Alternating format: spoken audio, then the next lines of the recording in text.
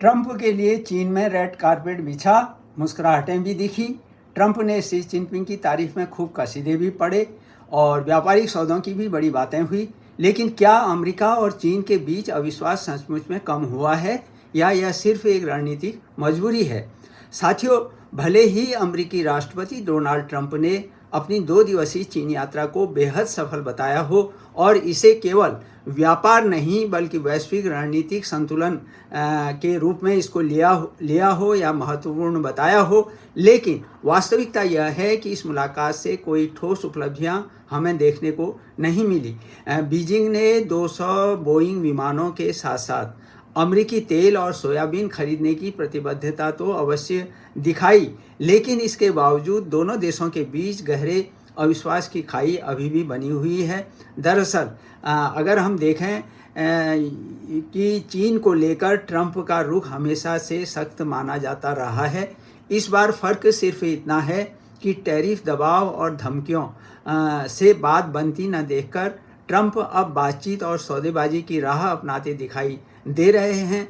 अपने दूसरे कार्यकाल में यह ट्रंप की पहली चीन यात्रा थी।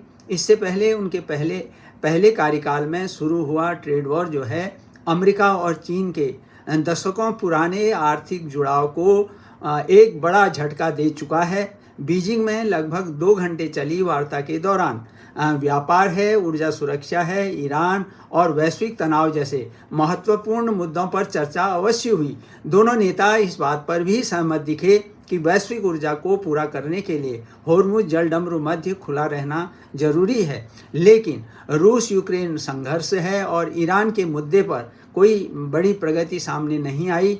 चीनी राष्ट्रपति शी जिनपिंग ने ताइवान मुद्दे पर स्पष्ट चेतावनी देते हुए ट्रंप से कहा कि अगर इसे गलत तरीके से संभाला गया तो दोनों देशों के बीच टकराव और यहाँ तक कि संघर्ष की स्थिति पैदा हो सकती है।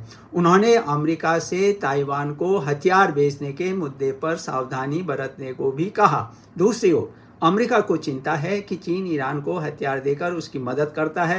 राष्ट्रपति ट्रंप ने चीन को साफ संदेश दिया कि यदि ऐसा हुआ तो बड़ी दिक्कतों का सामना करना पड़ सकता है। यानी तस्वीर साफ है, व्यापारिक मुस्कानें अपनी जगह हैं, लेकिन रणनीतिक अविश्वास अभी भी कायम है। अब सबसे बड़ा सवाल यही है कि क्या विश्व की 2 बड़ी अर्थव्यवस्थाएं अमेरिका और चीन टकराव से बचते हुए संबंधों का नया मॉडल तैयार कर पाएंगी या दुनिया एक नए शीत युद्ध की ओर बढ़ रही है? अपनी राय कमेंट में ज़रूर बताएं।